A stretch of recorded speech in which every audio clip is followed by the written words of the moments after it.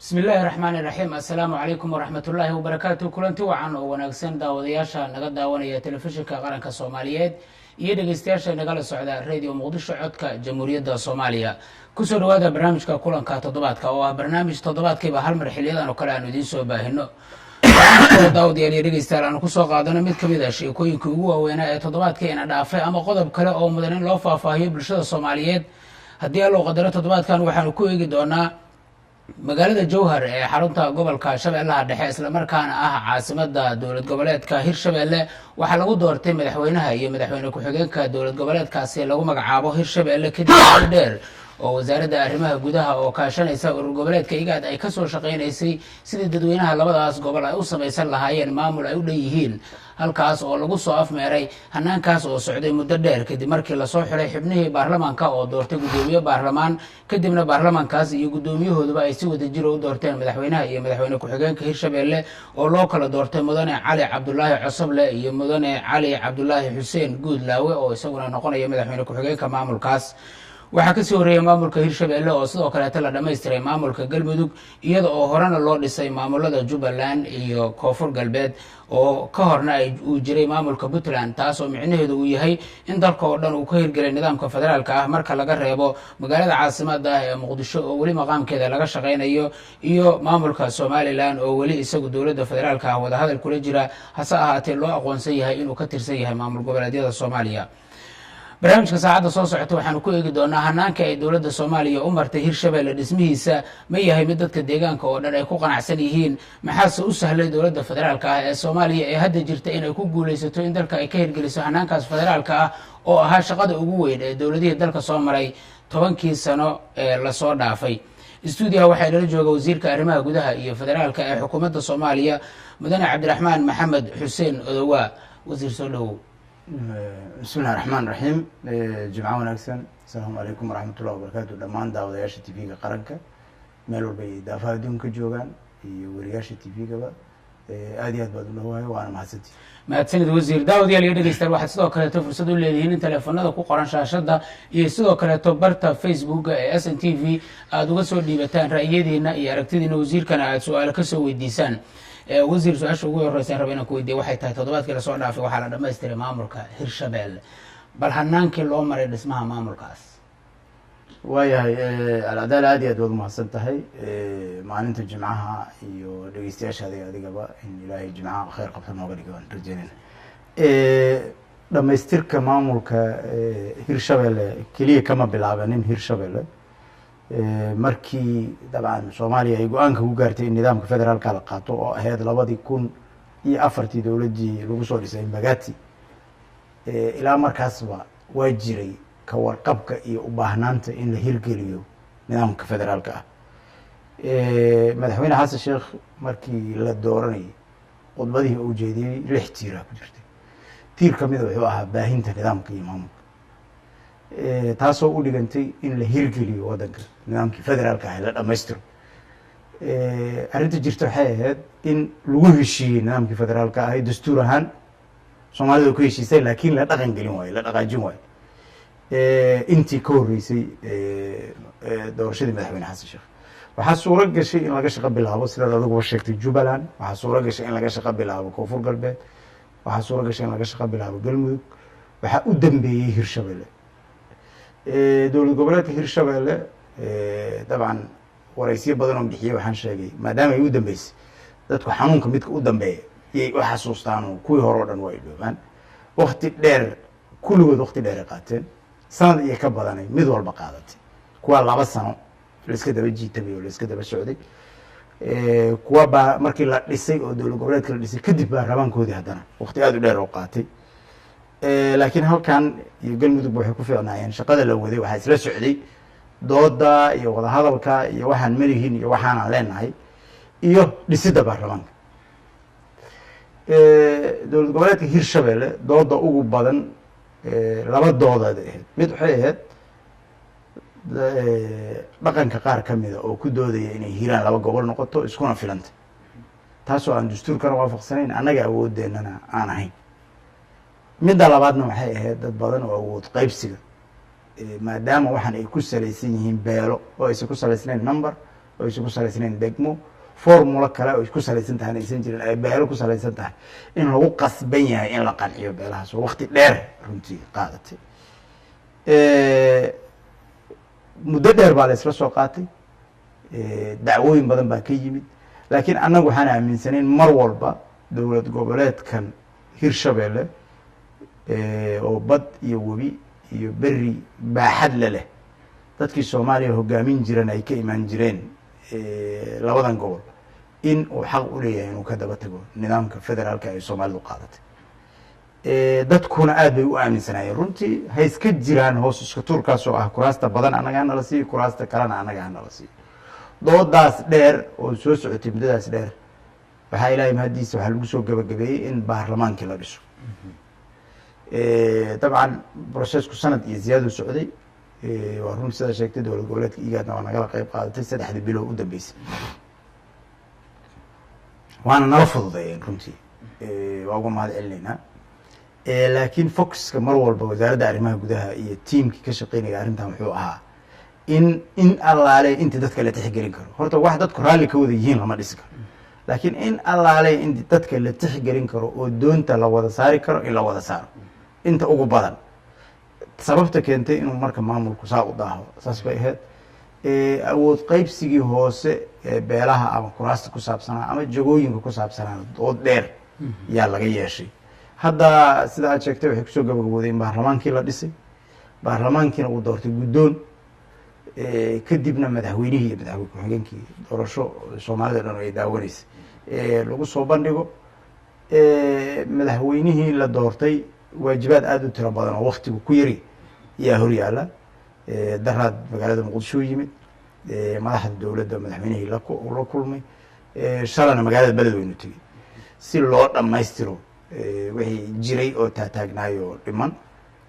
annagu marnaba ma aaminsanin dowladnimada qofay ka maarantay inay jirto iskaba dhaafo dhaqan iyo qof ugaasa iyo qof madax oo muhim oo beeshiisa iyo dadkiisa muhim u ah qof soomaaliyeed oo dowladnimada ay ka maaranto inuu jiro ma aaminsanin waa in alaale intii la qancin karo qofka lala fadhiisan karo lala hadli karo walaalow bay ku leedahay wixii walaalow looga waayo waxba looga heli maayo soomaalida walaalowda la wado waana midaas aan ku hayno mar walba nidaamkan federaalka siduu u hirgeli lahaa maadaama kalsooni daro dadka ku dhex jirto haddii aada tusinin inaa waxa aad rabtaa ay wax daacada oo ay yihiin is-aqbalaadu ma badanayso sababtaas sababta keentay inuu daaho in ka badan oo dhibaato aniga inay jirto ma qabo runtii aad iyo aadaan ugu hambalyanaynaa dadka labada gobol ee hirshabeelle samaystay maamulka hirshabeelle hadda waxaa horyaalla waa ka wareysaa waddanka intii kale aqalkii sare waa laga soo dhamaystiray waxaa dhiman dadka matalaya reer somalilan xamar ay ahayd in lagu dhiso nidaamkooda oo dhowaan la dhisi doono haddii ilaa yihahdo iyo hirshabeelle oo xaalad gooniya loo sameeyey xaaladdaas hirshabeellena haddii ilaa yidhaahdo maadaama waktigu uu yaraa hadda wixii ka dambeeya madaxweynuhu haddii sabtiga la caleema saaro wixii ka dambeeya howlihiisaas hor yaalla oo runtii waaweyn yuu horgeli doonaa waaya wasiir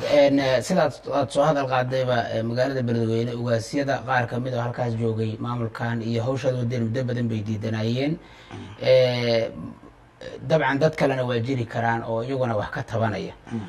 si marka maamulkaani uu u shaqeeyo wax welwala maartaan inay caqabad ku noqdaan khilaafaadka ka dhashay sidii wax loo qaybsanayay sidii wax loo dhisayay iyo sidii maamuladu maaragtay ay u shaqeynayeen wax ma ka qabtaa welwala in ay saameyso shaqada iyo sida maamulkaasi uga hirgalo dhulka uga shaqeeyo runtii mar alaalay markii maamulka la dhisay sidaan kuu sheegay qanacataama lama wada helay dadka dhano inay inta ku wada qancaan yidhaahdaan wixii waasaan ma wada helayno laakiin in dee dadka la tixgeliyo beledweyne madaxweynaha iyo guddoomiyaha baarlamaan ra-iisul wasaaraha iyo wasiirada in badan oo kala duwan iyo ra-isul wasaare ku-xigeenka iyo kulli waa la isugu tegay intaasna waxaa la isugu tegayay in ugaasyada iyo dadka dhaqanka ah oo nidaamka wax ka tabanay in la qanciyo meel aada u fiican bay maraysaa runtii nidaam la dhisay oo carqalad la-aan ma jiro laakiin asagaa waxaa laga rabaa hadda wixii ka dambeeya nidaamka dowlad goboleedka hirshabelle asagaa waxaa laga rabaa inuu dadka inta ka dhiman uu soo nuqsaan tiro oo dadaalo oo la hadlo oo walaalooda ku badiyo laakiin markii la dhiso nidaamyada curdunka inta badan dadku maadaama federaalka lala muddo dheer lala dagaashanay dadku ciyoon ma laqi karaan dhammaanna waa ka soo dhacday dowlad goboleedyada puntland markii la aasaasay isku dhacyaha ku jiray somaliland markii la aasaasay 91 93 iyo 94 dagaalo waaweyna ka dhacay haddayba roon tahay oo dagaalada hadda waa la monitor garaya mediaha waxu fududeeya inaan dagaalada sida la rab laga yeelin oo de maanta markay wax dhacaan soomaalida kalena waa ka damqataa adduunkuna waa ka hadlaa waxaa example kugu filan gaalkacyo oo runtii hadda de maalin walba dowladdu iyo adduunka iyo soomaaliduba ay la hadasho waxa gaalkacyo ka socdaa wax caqliga bani aadamku uu aqbali kara maaha dadka gaalkacyo joogaa waa joogi jireen waana joogaya ciduna ka guuri mayso meesha inta hangiga iyo zuuga iyo hubyaha la iska dhaafo armay ku fiican tahay dooda hadda socotaa waa taas dabcan marar badan anagu anaga dhex galnay oo ka shaqaynay haddana weli sidii aan ugu taaganahay laakiin in caqligu shaqeeyo oo haddana labada dowlad goboleed ay arrinka ka wada hadlaan oo aan marka hore lagu degdegin awoodda ma dhammaanaysa awooddu cidna ma tabar dheera marka maadaama ay dhammaanaynin waayo wiilal soomaaliyeed maalin walba loo dilayaa oo naftooda loogu qamaanaya ayagoo resultigu uu yahay shalay meeshii la kala joogay in la kala joogo sida aad sheegtay wasiir hanaankan federaalka ah ilaa 2004 shaqada ugu weynee dowladihii soomaaliya dhan soo maray u yihiin ayay ahayd dabcan laba dowladood baa xilligaa ka dambeysay dowladdii madaxweyne cabdullahi yuusuf iyo dowladdii madaxweyne sheekh shariif labaduba dhaqaajinta nidaamkaas wax badan kama aanay qaban laakiin hadda waxaad moodaa in dalkii muuqaalkaasi uu ka jiro maxaa sirta iyo xaqiiqada uu u dhaqaaqi waayo federaalka ee hortaagneed ay tahay muxuuse yahay halkaad u hesheen waxaan isleeyahay ra'yiga ugu muhiimsan wuxuu ahaa madaxdu weli mentalityga ahay in soomaaliya centerka laga xukumaa ku jirta oo federaalku kutubtu ku yiilay iyo dastuurka ma ogiye waaqaca looma soo dejinayn ama mararka qaar dee culeysyada amni iyo kuwa kale hor yaalana qeyb bay ka ahayaan isleeyahay wiiqayay in hore loo dhaqaaqo waxa ugu muhiimsan oo annaga aan isleenahay madaxweyne xasan sheekh ballanqaadkiisa horta ku jirta waxay ahayd daadejinta federaalka dadkuna waa soo bislaanaya oo exampleka puntland iyo somaliland dadku waxay soo fahmayaan hadday dadku tashtaan in horo socod uu dhici karo horo socodkaas dhici kara marka nidaamkan federaalka ah qanaacada ahayd soomaalidu dabcan dowladdu inay tahay laba dabaq oo isu saaran yaanaan weli fahmin weli waxaan fahamsannahay in federaalku wax qaladoo yimid oo yahay weli waxaan fahamsannahay in nidaamkii aan naqiinay oo centerka laga maamulayay inuu fiican yahay laakiin waxaan rabaa inaan kuu sheego war dowladnimadu hadda waxaa la sameeyey wax kale maahana waxa weeye dowladnimadii laba dabaq laga dhigay dabaq waxa weeye dowladda federaalka ah oo arrimo gaara leh dabaqna waxa weeye dowladda heer dowlad goboleed joogta oo arrimo gaara leh dabcan labadaas dabaq waxaa wehliya dabaq saddexaad oo hadda focuskeenna 2016 2020 inuu noqdo la rabo waxay tahay dowladda heer degmo dowladda heer degmo waa midda awoodi doonta beri in dadku hal qof iyo hal coda u dareeraan haddaan degmada luuq maamulkeeda laysku waafaqsanayn ousan si fiican u dhisnayn ousan council lahayn waxaan hadda la samaynaya waxay tahay councilka ama baarlamaanka hadda hirshabelle loo sameeyey kan jubbaland loo sameeyey waa dadkii oo tashanaya soo ma tashadaas waxaa la rabaa hoos in loo sii dejiyo aragtida soo socotaa marka waxay tahay degmada luuq ama degmada tayeg luuq iyo waxaa la rabaa in la geeyo oo council 21 qofooda loo sameeyo 19 degmo inaan leenahay la sheegaa nidaamku minus and plus mar walba qof walba dhinaca oo asaga ka jecel yahay iyo uga daraa ama ka dhimaa degmada marka waxaa la rabaa in 21 qof oo council loo sameeyo hadhow marka waxaa imaanaysa marka tuulooyinka ruuxooda inay yeeshaan maamulkooda yar waxaan marka waa isku xiran yihiin in degmadu ay soo gudbiso oo si dimuqraadiga intay isu wareysato tirahda baahida degmadan 21 councilka maaha gudoomiyaha degmada bis wadanka waxaa laga ilaalinaya waxay tahay hal qof inuu iska haysto gudoomiyaha degmada waxay kuma soo dego cidii la talin lahayd waa inuu loo sameeyo 21 qofood oo degmada iyo gudoomiyihii waa inay ka shiraan arrimaha degmada dabcan kaaliyaha caafimaadka kaaliyaha arrimaha beeraha kaaliyaha arrimaha bani aadanimada waxaa soo yeelanaya gudoomiyaha degmada oo la shaqeeya dakhliyada maxalliga ah oo aad u yaryar suuqyada burka iyo masagada iyo lagu gado xoolaha iyo lagu gado soo aruurinteedaa lagu leeyay kaas marka wuxuu usoo gudbayaa kan dowlad goboleedka amankaasoo ka weyn oo dee jidadka dowlad goboleedka dhex mara howlaha dowlad goboleedka dhex yaala kaasuna wuxuu usoo gudbayaa kan ka weyn oo dowladda federaalka ah 2016 2020 aniga aragtida jirtaa waxay tahay sidii loogu heshiin lahaa dastuurka waxa ku qoran ee dowlad goboleedka iyo dowladda federaalka kala leeyahay arrimo waaweyn oo hadda waxaa jirta dowladda federaalka oo leedahay oo weli heer dowlad goboleed lagu qabto maamulada eeraboorada kamid ah eerabooradu waa xuduudaha waxaa iskale dowladda federaalka dekedaha kamid ah jidadka highwayska iyo dhismahooda iyo maamulidooda kamid ah dabcan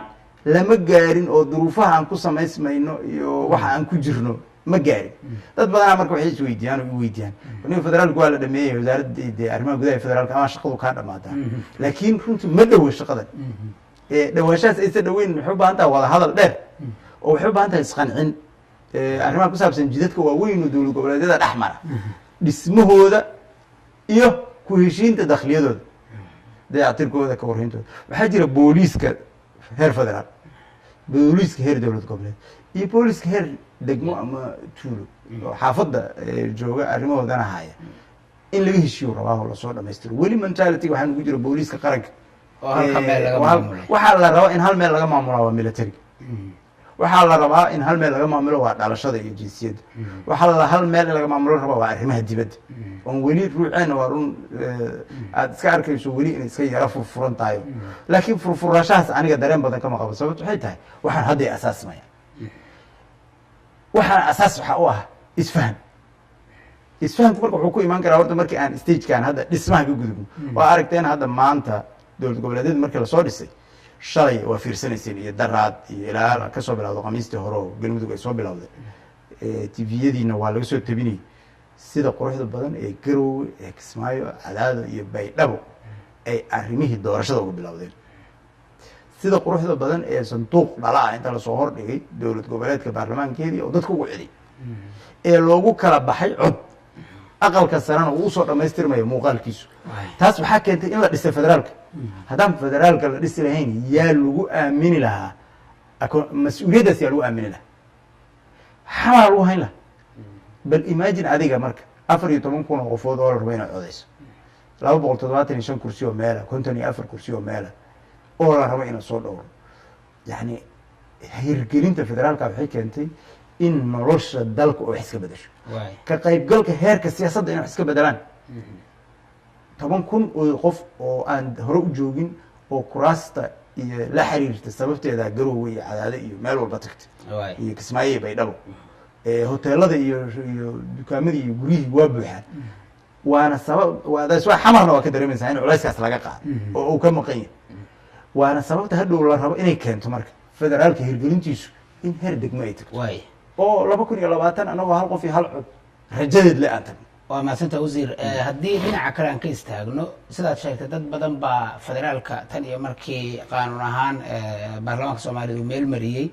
12 sano ka hor dad badan baa kasoo horjeeday waxyaabaha ay dadkaasi daliishadaan waxaa ka mid a in nidaamkaani uu yahay nidaam baabi'inaya awooddii iyo jiritaankii dowladda soomaaliyeed ayad ahaan lahayd oo xooggii uu maaragtay kala qaybinayo dad kale waxay aaminsan yihiin inay tahay wax aan ka imaanin dadka soomaaliyeed adoo ah qof aqoon-yahan wasiir ah ku dhex jira see u qancin lahayd dadka labadaba waa maalin dhaweedaan sharxay cuqdadaan qabnaa labadaba sax ma dowlad dhexe oo military oo aada awood u leh yaa waddankan ka jirtay meeshuu ku dambeeyana waa laga warhaya qoriga marka inuu qof keligiisu haysto oo suu rabo ka yeelo meeshay dhammaadkeeda leedaha waa ogna arrinta ku saabsan federaalka anagu malihin oo waa daciifoo naga dhigayaa oo aniga waxaan qabaa horta dowladda goboleedka anagaa leh dowladda federaalkana anagaa leh horta number one meeshaas waa meesha fahamku ka maqanya dowlad laba dabaqaha la sameeyey ma waxaa fudud qofka xamar jooga inuu ka shaqeeyo shaqooyinka xudur ama eyl ama qaydara laga rabo ma qofka xamar joogaa u fudud mase qofka baydhabo jooga ama cadaado jooga ama garowe joogaa u fudud horta inuu qabto waa baahinta xukunka waa dhaweynta xukunka ee muwaadinka loo dhaweeyey meesha marka wax ka khaldan yihiin maaha federaalka meesha wax ka khaldan yihin waxay tahay dagaalkii aan isdagaalnay ee aan ku burburinay awoodihii dowladnimada oo uu ka mid yahay militarigu marka waxaa nala ka rabaa waxyaabaha hadda la rabo in la isku darsado oo federaalku uu leeyahay militariga ka mid a shaqada noo taallaa waxaa ka mid ah inaan military xoog leh oon isla leenahay naga dhisan xoogga soomaaliya ma ahayn dad meel taagan oo awood le ma ahayn oo saas muuqaalku ma ahayn muuqaalku wuxuu ahaa xooggu wuxuu ka muuqda xoogga dalka in la dhiso oo hal nidaam yeesho dastuurka ogol kuma jiro waxa federaalka isaga oo la federaal garaynayo dowlad goboleed walba ay xoog dal yeelanaysa ma awoodeen waxay ku jirtaa arrimaha dibadda inaan hal cod yeelano arrimaha dibadda waa meesha midaysa awoodeen waxay ku jirtaa baasaboorkeena iyo dhalashadeenu inay hal tahay weli waa saas u qabaa dastuurka waxaa la kala qaaday waxay tahay qabashada shaqada muwaadinka qusaysa caafimaadka waxbarashada isbitaalada jidadka ceelasha servicekaas ciddii qaba laheyd inay meeshaan meel ka dhow joogto inuu uur adag meelay ka fogta marka arrintan soomaalidu marka mid waa rabtaa midna ma rabto u fiirso mid waa rabtaa oo nostalgia yani xanuuna waxa u haya iyo hilow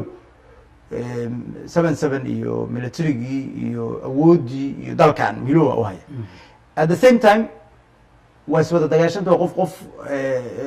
aaminaha ma jiro dadku waa la isdagaalo dagaal sokeeyaa dhacay waa la kala sikanay oo qoraga wiilka hayaa reebel u arkaa askariga ah weli qofkan meesha la rabo marka in laga heshiya waxay tahay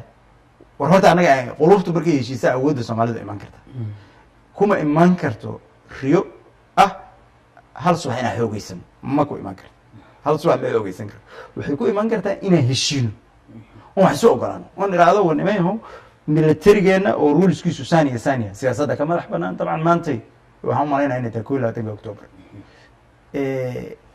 9 sano oo dimuqraadiyada waddankan soo maray militariga xukunka marooqsaday waxaan aaminsanahay haddii dimuqraadiyadaas ay sii socon lahayd maanta soomaaliya wadamo badan oo nala mida oo waxooda tartiib usoo watay oo kenyadan dariska ana ay ka mid tahay meeshay joogaan meel ka fiicanaan joogi lahay laakiin dabcan militariga xukunaa qaaday xukun jacaylaa qaaday shacaaraadka la qaadoo dhan run ahayn waddankan wax dhibaataa kama jirin waddankan oo ceeldheer iyo ceelbuur iyo xudur iyo meel walba sanduuq yaalu yimid militariga meeshuu uga tegana qof walba oo soomaaliya oo caqli leh oo xigmad leh uu garay ayadoon qof soomaaliya salaamaya la arag oo qori qof walba qoriga u haysto oo ilmuhu militarigii xeryahoodii ay ilmaha iyo dadku ay inta hubka ka soo qaadaan isku laayaan yuu ka tegay waddankan meeshuu uga yimid fiiri marka waddanka wuxuu ugu yimid ayadoo madaxweyne la doortay uu joogo oo codayntu ay tuulo walba iyo degmo walba ka dhacda haddaa taariikhda akhriso mararka qaar waxaa is leedaha ma loo laaban karaa heerkaas laakiin waxaan aaminsanahay hadday hesho dadkeedii waa loo laaban karaa anigu marka runtii dadka aaminsan maaha inaan ka shaqeeyo laakiin aaminsan inuu federaalku dadkan daawo u yahay sababto waxay tahay dadkan cabsiyaa weli ku jirta waa in cabsida laga ammaan geliyaa oo ah wixiina adinkaa iskale sidii loo sameeyey dowlad goboleedyada culayska qabiilka iyo weerarka qabiilka waa yaraan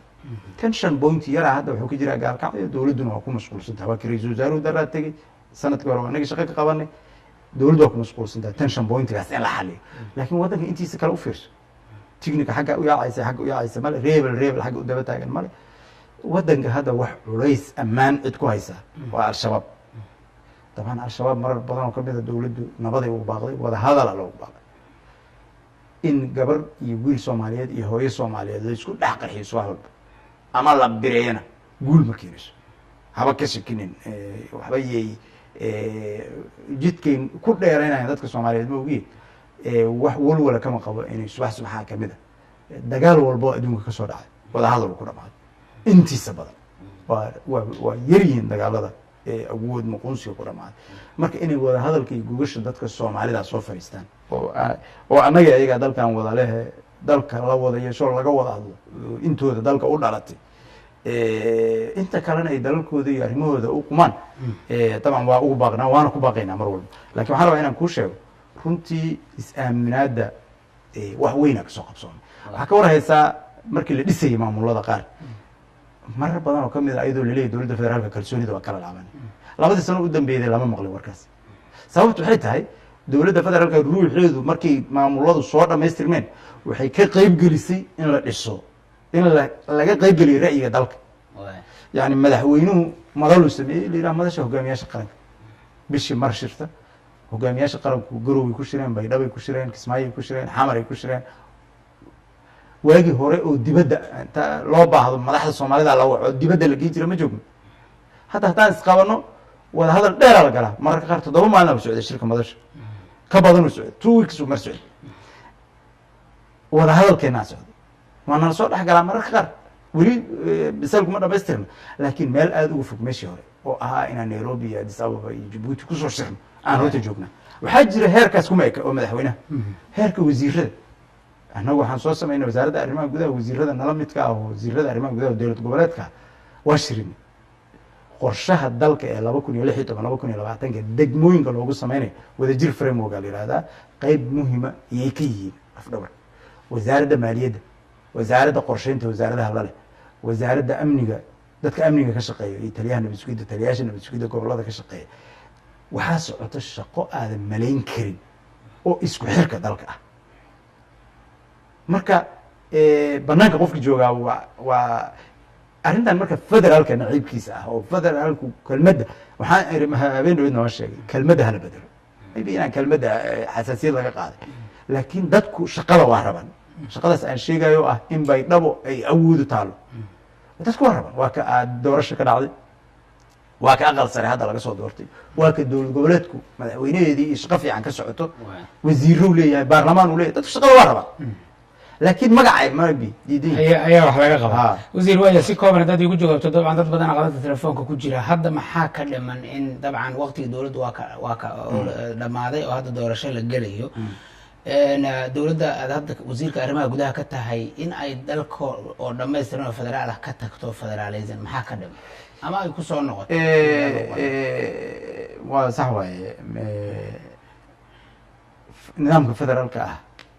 horta asaga wuxuu u baahan yahay in la saxo la turxaan bixiyo la dhamaystiro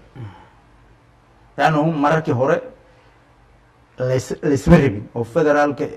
sare iyo kan hoose isma rabin hadda labadii sano u dambeeyey sanadkii u dambeeyey oo sidii madasha loo sameeyey waa la is-aqbalay is-aqbalaadaasi waa inay ku dhammaataa qodobada aan kuu sheegay oo ay ka mid tahay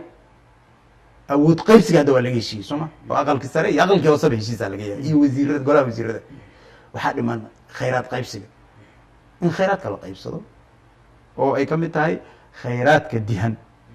kan dhulka ku jira kan badda ku jira oo runtii la bilaabay heshiiskiisa in la saxiixo in la qaybsado dakhliga caadiga ah ama jidadka ka yimaadaa ama airboorada ka yimaadaa ama dekedaha ka yimaada for some time waa og tahay culayska intiisa badan wuxuu saaraa xamar laakiin hadda bisaylka jiraa waa fahansan yahay in dadki maadaama codadkoodii iyo xildhibaanadii ay ka imaanayaan dowlad goboleedyada in dowlad goboleedku contribution ku yeesho dakhliga nationalka ah sidaba kan qaranku uu saameyn ugu yeelayo u aadayo heer dowlad goboleed waa arrin ayadana u baahan in wax laga qabto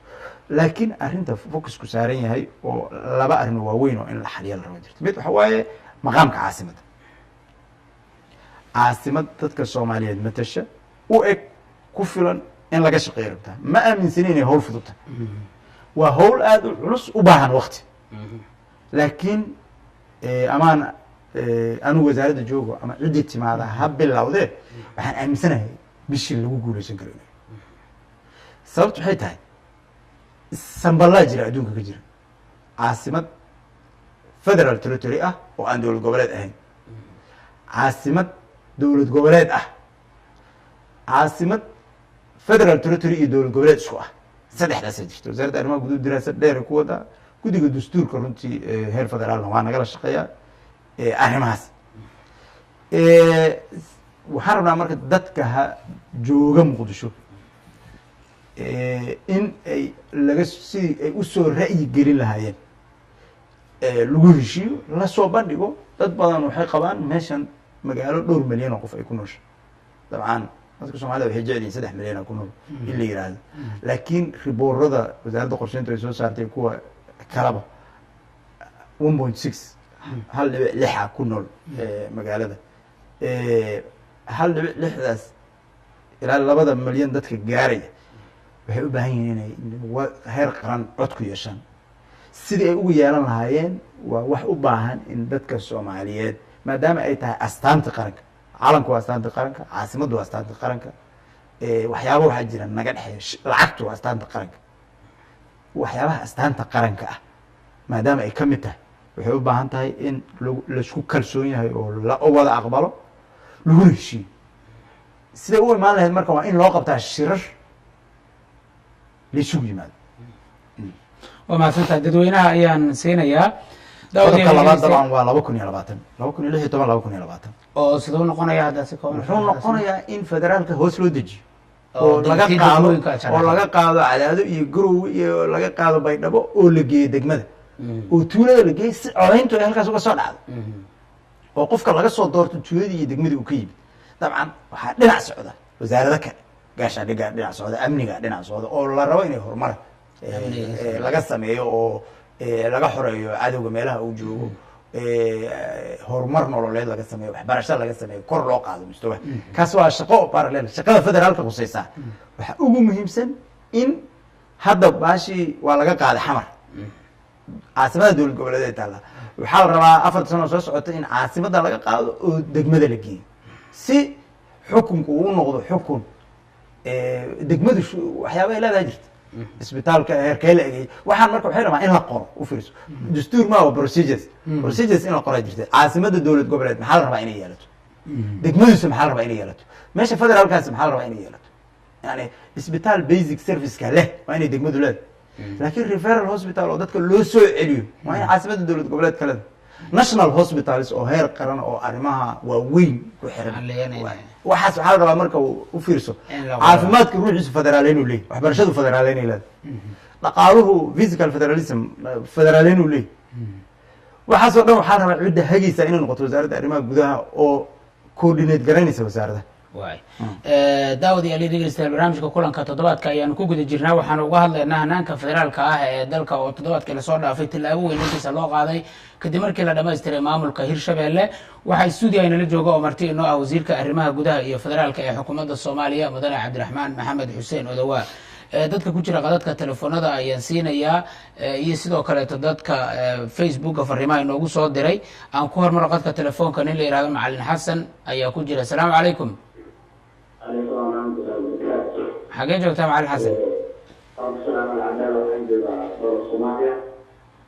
soo dhowo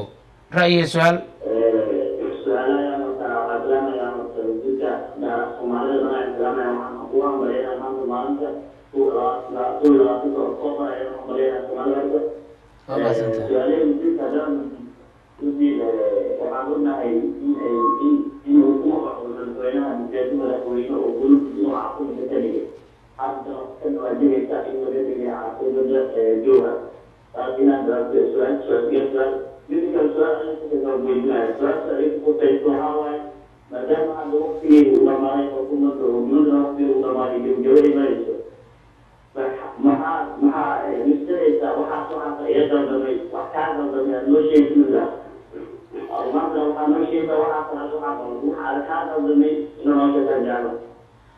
waa mahadsan tahay macalin xasan waa laba su-aalooda cadcad soo dhowo wasiir aad iyo aad u mahadsan yahay macalin xasan arrinta ku saabsan caasimadda waa sax siduu sheegay macalin xasan in digreetada madaxweynaha ay ahayd wadahadalkii dheeraay ee aan soo marnay qeyb muhima waxaa ka ahaa in reer hiiraan ay codsadeen in madaxweynaha la siiyo caasimadana shabeellada dhexe la siiyo arrintaas markii hore dabcan bayska oo madaxweynuhu wuxuu ahaa in shirkani jowhar lagu qabto caasimaduna ay buulo burtay tahay madaxweynahana loo tartamo laakiin reer hiiraan duruufo wada hadalka u keenay markii la wada hadlo dabcan duruufo wada hadalka u keenay waxay codsadeen in caasimadda loo celiyo warqaday usoo gudbiyeen dowladda federaalka ah wasaaradda arrimaha gudaha annagana warqadaan ku lifaaqnay oon madaxweynaha uga codsanayn in heshiiskooda loo qaado madaxweynuhuna ogolaashuu bixiyey in heshiiskii la qaado sida ay u heshiiyeen qabaa'ilka degan labadaas gobol taas marka xasan saasaan ka leeyahay maxaa soo khaldamay xasan wax aad u badanaa soo khaldamay lamaba tirin karo yani fahanka iyo awood qeybsiga qabaa'ilka marar badan oo kamida nala ka tabanayo mararka qaar ama fahankeena yar ama khibraddeena yar ma diidanin oo malihin marnaba ma dhihinin ma khaldamin marnaba ma lihin ma gafe waa ilaah annaga waxaan ka hadlaynay wixii qabsoomay waxa qabsoomay markaan ka hadlaynana culays badanaa loo soo maray yani meesha la yihahdo beledweyne, buuloburdo, jowhar, cadaado, kismaayo, baydhabo, gaalkacyo, intaas arrimo maamul qusayaan u tegaya iyo kasii badanba. waxaan ugu tegayay marar badan oo kamid a qancinta dadkaas, marar badan oo kamid a ama annaga waxnala ka tabanayayba u badnaayeeno siday u fahansantaen. lakin waxaan rabaa inaan u sheego xasan, wax kas loo sameeyey ma jiran. khaladkuna wuxuu khaladka macnihiisu yahay markaa adiga ugu tala gasho inaan wax ku xumayso. anugu mar walba qofka u jeclaan ahaa in maamulka hirshabelle uu ku samaysmo sida ugu dhaqsiyaha badan, oo maamulka galmudug uu ku samaysto sida ugu dhaqsiyaha badan. waxaan la soo abaarsaday aniga baarlamaanka jubbaland iyo baarlamaanka koonfur galbeed, labadaasaan la joogay. runtiina meel baan isla soo gaarsiinay. marnaba waxaan iska ilaaliyey iyadoo dad badan ama dacwooyin ka qabaan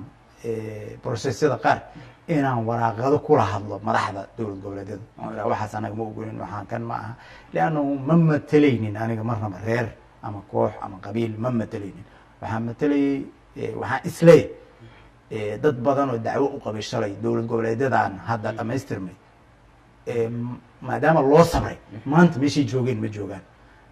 kismaayo maanta processka iyo meeshuu marayo waa ka warhaysaan, adinka dhana ka warhay. haddii aan shalay loo adkaysan lahayn oo waxyaabaha qaar laga indha qabsan lahayn baydhabo, kismaayo, cadaado, lama soo gaarin. anu waxa ugu badan marka dadka kala hadlo xasan aan rabo inaan u sheego xitaa, war haddaana isu sabrin waxba noo dhismi maayaan. nation burburaan dhisaynaa, dib u dhisaynaa. khalad ma jiro, qof dhigi karta lama arko, khaladaadaa jiro, wax badana kala gaabsan. sidaan u jeclayn waddankan ma ah, marnaba ma aha. laakiin jidkaas ma haynaa mase ma hayno, su-aasha la weydiin karo waa taas. waxaa kaloo la weydiin karaa, ma kas baa u samaysa khaladkaas? qabaa'il inaan ku xumeeyo weligay go-aan uma qaadan, qof inaan ku xumeeyo weligay go-aan uma qaadan.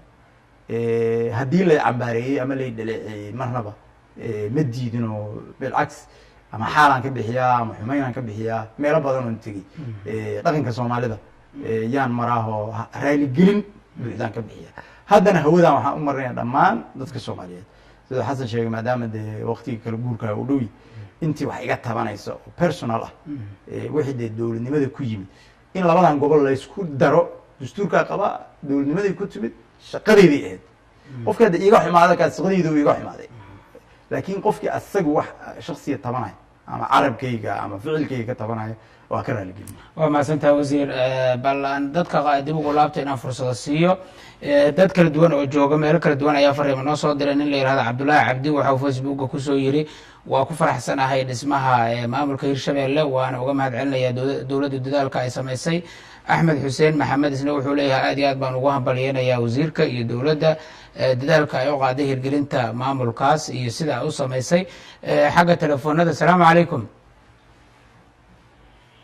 halo, asalaamu calaykum.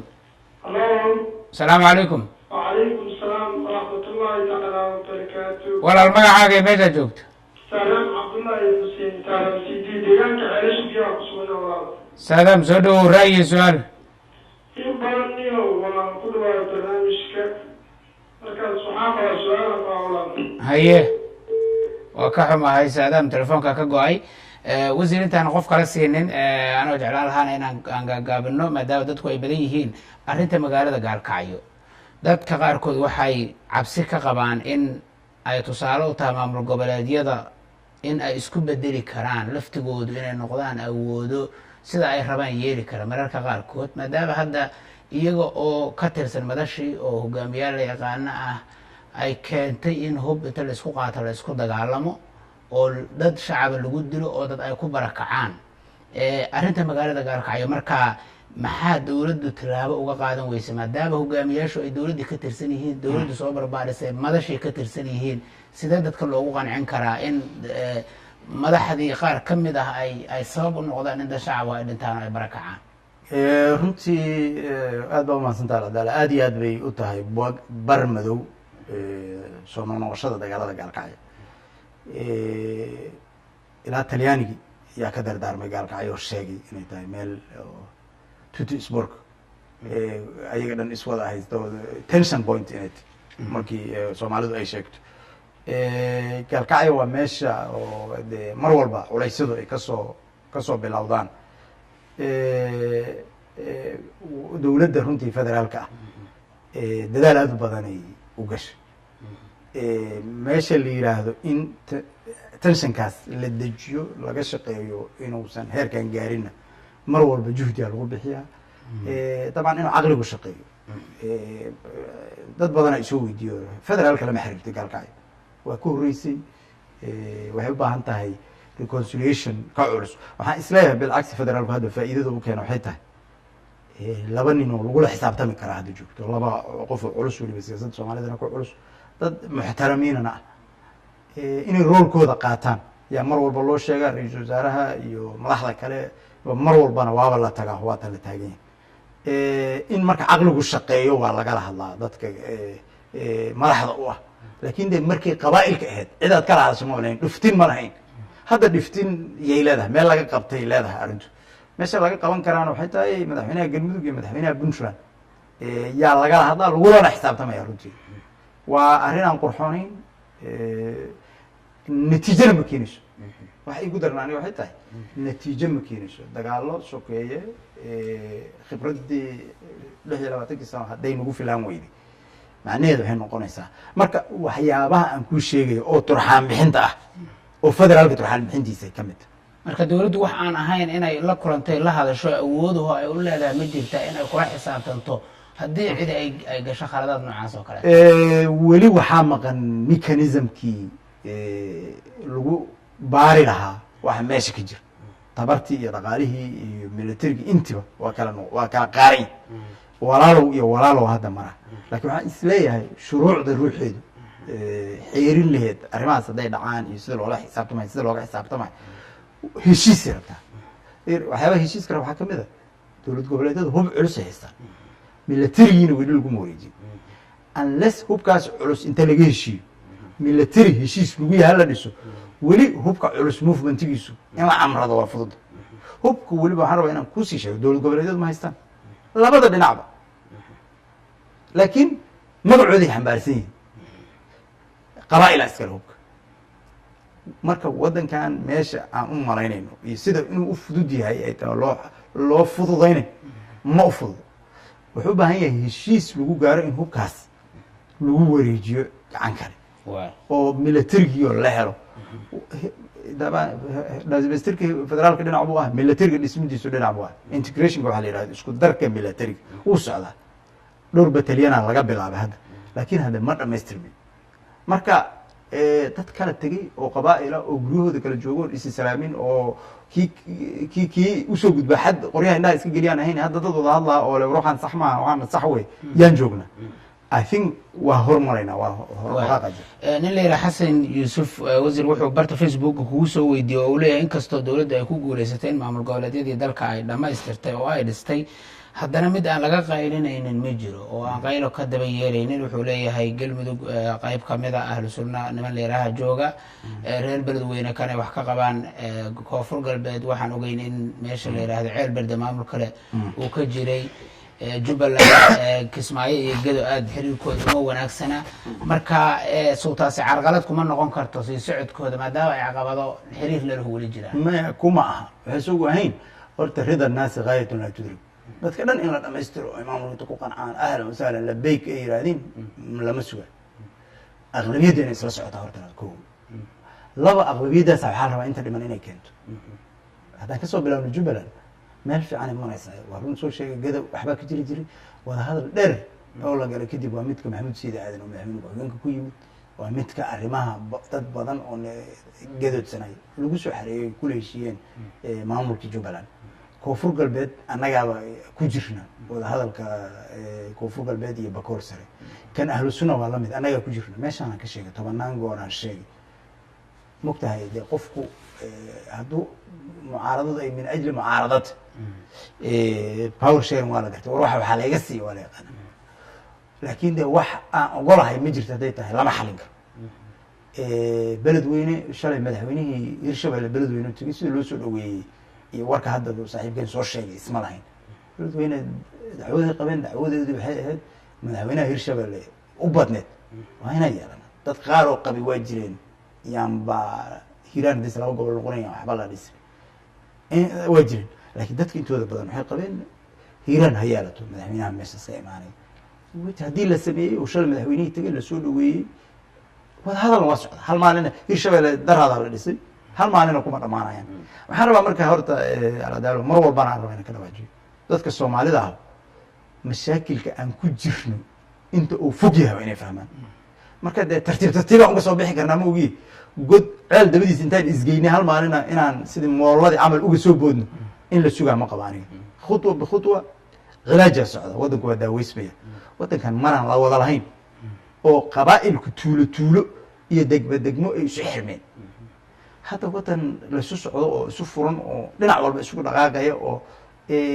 maraa lala yaabayay qof qabaa'ilka xamar joogay oo markaas awoodda ku qabsaday dadaan ahayn intay yimaadaan ay madax ka noqdaan mar lala yaabaya jirta waa ka nimid meeshaas waatana hadda halkan lagu wada hadlayo waa texby lagu wada hadlayo waata baydhabo lagu wada hadlayo laguma wada hadlo hubki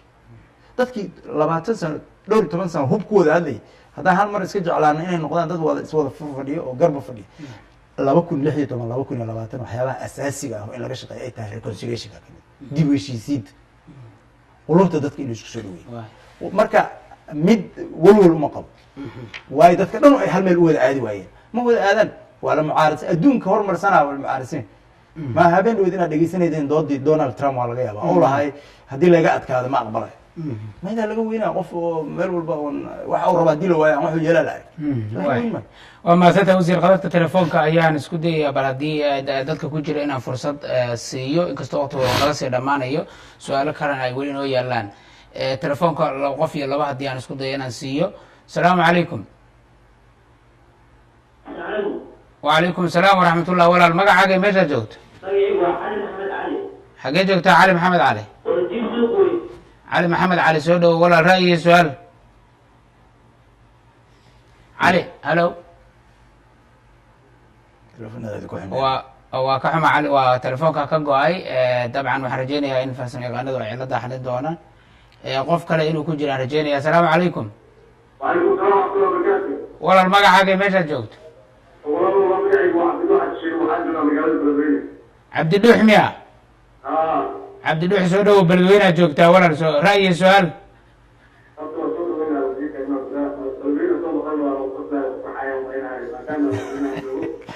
وي ما سنت ما سنت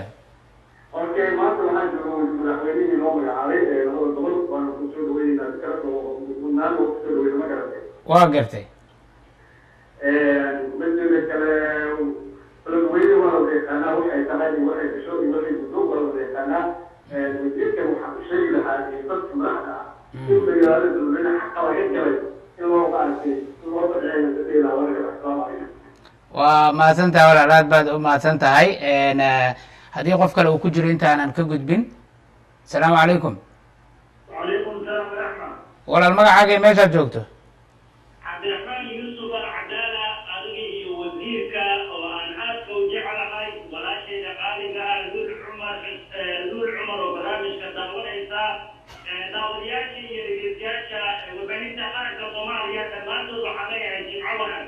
جمعة وناكسن حاجة جوكتا ولا الوقت كنا ونقيري هاي هذا سوكو تما حاجة نوشة العدالة وقصو قوية وعبد الله علي دلبي وحنجو قادمنا ونجيب قرام سوق قوي هيا عبد الله سودو رأي سؤال هذا سوكو بيا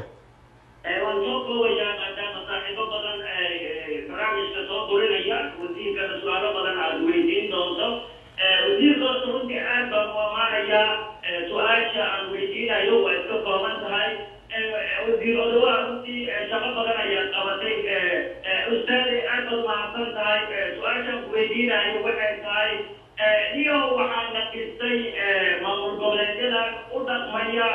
in ay yihiin madaxdii dalka Soomaaliya guud ahaan marka ma laga yaabaa in aad wada hadal aad ka gashaan in astaamaha ay sameynayaan oo astaamaha qaranka Soomaaliya ka soo horeeya mar walbana astaamtii Soomaaliya wiicaya oo calankeedii hoos soo dhigaya in aad wada hadal ka gashaan oo aad kala hadashaan madaxweyne goboleedyada faraha ka sii baxaya ma laga yaabaa ما سنت دربي سودو وزير سؤال دربي هذا يموت لكن waxaan rabaa inaan ogaatiin waxaan waa process hal mar ma inaan wax wada yeelanaan hadda soo gaarayna waaba kala waddankan qabaa'il wixii dagaalkii dhaca waa lagu kala tegay hadda waxbaan samaysana federaalkii kii koray kii hoose oo is aqoonsana la sameeyey waxa xiga waxay yihiin in wax la isu reebo hadda erga madaxweynaha meel walba jira haddaan laga heshiinin ninkii isagoo ku qalacsan inuu madaxweynehe dowlad goboleedkiisa yahay hal subax ka tag adigu ma dhihi kartid waa in laga wada hadla laakiin maxaa astaamuhu say kala noqonayaan waa in laga wada hadlo wax badanaa soo kordhay martan maraan kismaayo tagnay calamada oo dowlad goboleedyada kale way is ag suran yihiin calanka dowlad goboleedka calanka qaranka kismaayo waa ka duwan tahay jubbaland calanka qarankaa koreeya calanka kale waa ku hoos dhegan yahay hal beray wada suran yihiin waa dood furan oo u baahan in laga heshiyo waxaas marka sharciyo iyo heshiis iyo wada hadal ku imaanaya haddaan wareegto soo qorno nidhaahdo calanka dowlad goboleedka iyo calanka hala isku hoos qor ma soconaysaa waa maya ma soconayso waa understanding inuu yimaado waa is-aqbal inuu yimaado waa wada hadal inuu yimaado meel fiicanay wax marayaan sensitivityga tirada badan waa inaan iska dhaafna annagaa waxaan ka shaqaynay in lagu kala tago dalka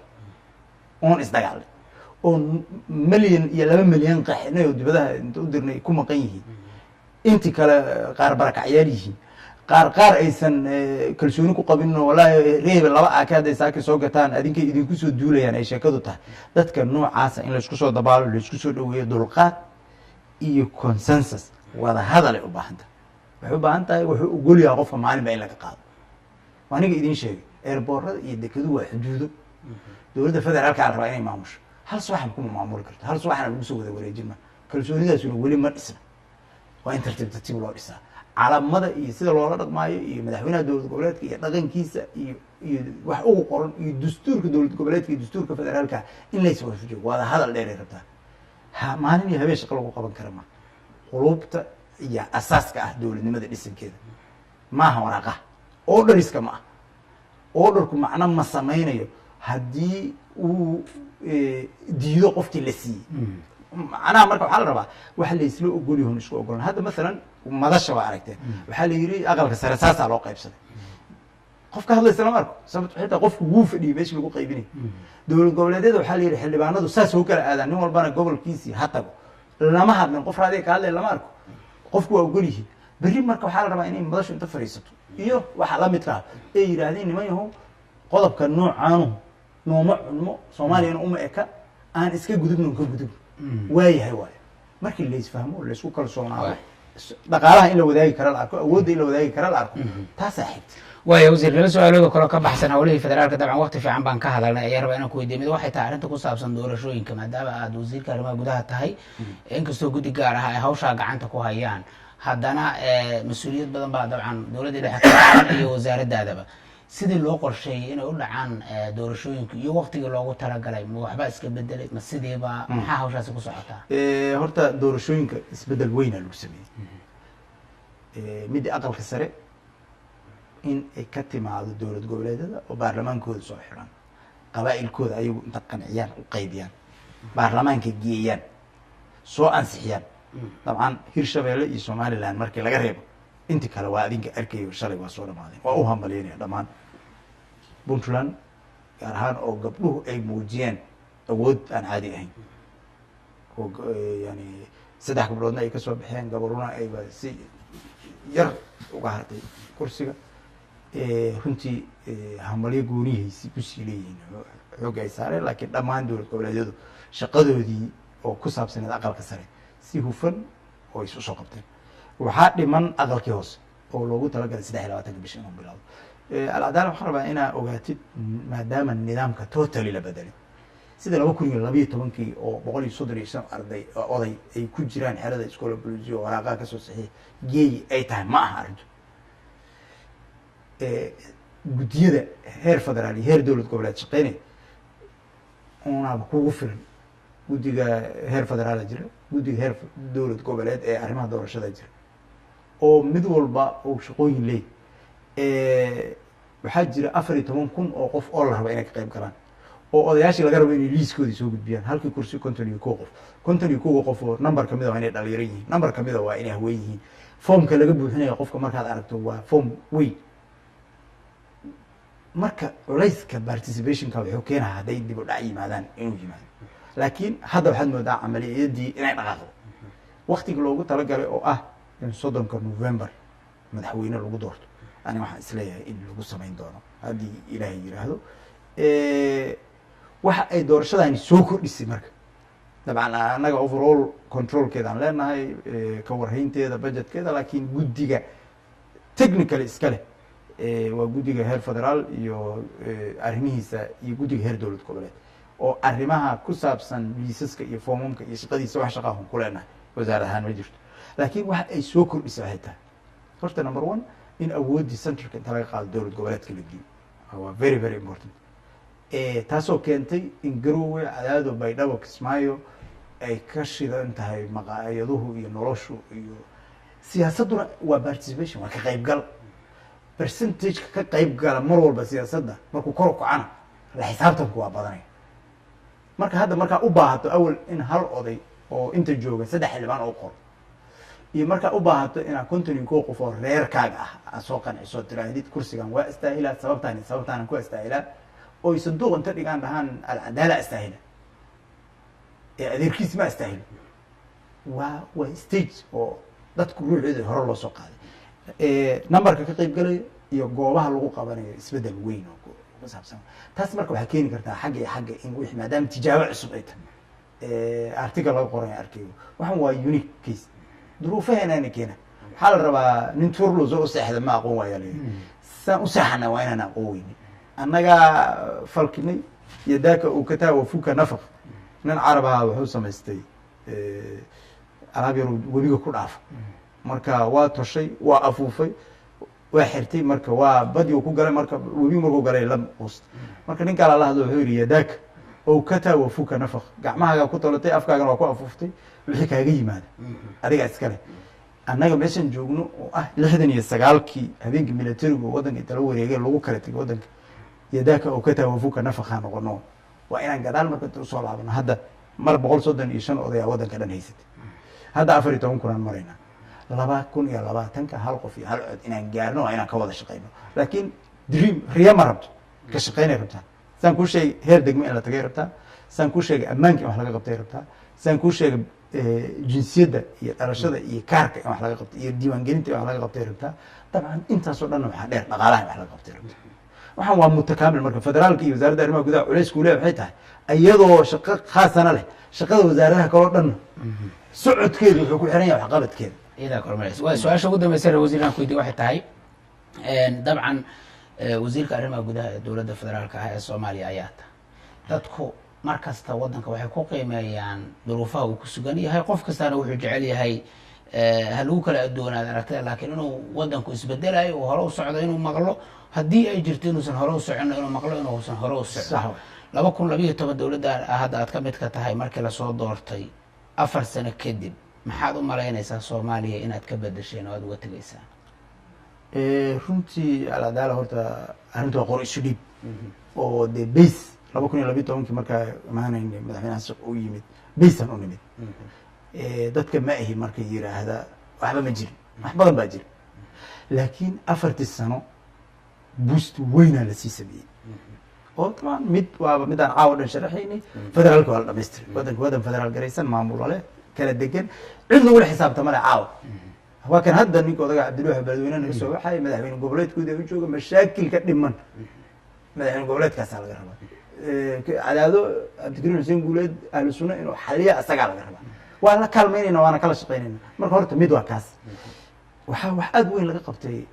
maaliyadda oo ka warhayso IMF iyo World Bank in ay Soomaaliya ku amaaneen horumarka dhaqaalaha laga sameeyay budgetka horumar weyn laga sameeyay iyo monitoringkiisa ka warhayntiisa hadda waxaan ku jirnaa barnaamij la yiraahdo staff monitoring program oo World Bank iyo IMF ay dacminayaan oo lagu fiirinayo in aan jidkii saxda ah u marnay sida shaqaalaha mushaarkiisintooda iyo waxooda taasoo fududayn doonta inaan deyn qaadana hadhow adduunka waxaa lagu dhisay waa deyn wasaaradda maaliyadda lacaga dhaqida xaaraanta iibka qaranka shuruucda la ansixiyey wax walba waa ka badan yihiin wasaaradda cadaaladda horumarka laga sameeyey waa enormous horumarka kaloo caadiga ah oo waxbarashada waa ogtahay shahaadadii oo midaysneeda la bilaabay in imtixaankii lagu galo jidadka iyo nolosha kale ka socota ee meeyariska iyo daqooyinka magaaladu ay hayaan dhismaha xabsiyada runtii waxaan rabaa si gooniya inaan halkan uga hambaliyay Bashir Goobe taliyaha ciidanka usluubta Soomaaliya ninkaas TV-ga qaranka ma oga inuu documentary ka soo sameeyay xabsiga laakiin wuxuu mudan yahay Soomaalida inay abaal mariso xabsiga sanad walba lagu dhiman jiray xabsiga qofka in lagu ciqaabo looma geeyna xataa hadduu qof dili waxaa loo geeyay in lagu toosiyo xabsiga runtii wuxuu ka dhigay toosin markuu dhammaan dadka xabsiga joogaa sariira hadda oo wada leeyahay xabsiga musqulishiisa wixiisa biyo u yaal maxaabiista biyo macaan u siiya waxbarashuu siiya dadka Soomaaliyeed waa inay abaal sheegaan ninkaas odagaa aniga barnaamijkeena gabagabada waxaan rabaa hambaliyo gooniya inaan u diro madaxda Soomaaliyeed oo uga koreydana ay abaal mariyaan oo runtii la xuso qofku markuu wax fiican qabto la xuso beri buu wax qabanaya marka waxaan isleeyahay markaan soo qiimeeyo 4 sano oo aad horukac loo sameeyey laakiin mashaakilka waddankan ay 4 sano ku dhamaaneen wadamo naga fiicana mar walba waxa laga sheeganaya culayskaas jira kana inta gaabisa oo nagana dhaqaale badan waxaan isleeyahay waddankan waxa u baahan 4 sano soo socota inaan fokus gareeyno markii laga yaa dhinaca amaanta dhanka hadlay laga tago dhaqaalaha iyo horumarintiisa ama deyn hal helo ama deeq hal helo ama dhulka waxa ku jira ama badda waxa ku jira aan la soo baxnay waa in dhaqaale la sameeyo waa mahadsantahay wasiir daawadayaal iyo dhegeystayaal barnaamijka kulanka toddobaadka oo marti inoogu ahaa wasiirka arrimaha gudaha iyo federaalka Cabdiraxmaan Maxamed Xuseen Odowa inta ayaa kusoo gabagabeynaya aad iyo aad baan wasiirka ugu mahad celinaya waxaan kaloo u mahad celinaya dadweynihii soo wacay telefoonada kuwa fariimaha soo diray waxaan u cudur daaranaynaa intii waqtigu naga dhamaaday iyaga oo aan fursad u helin inay wasiirka la hadlaan ama su'aalahooda looga jawaabo waxaan sidoo kale aad iyo aad ugu mahad celinayaa farsamo yaqaanada idaacadda iyo telefishinka qaranka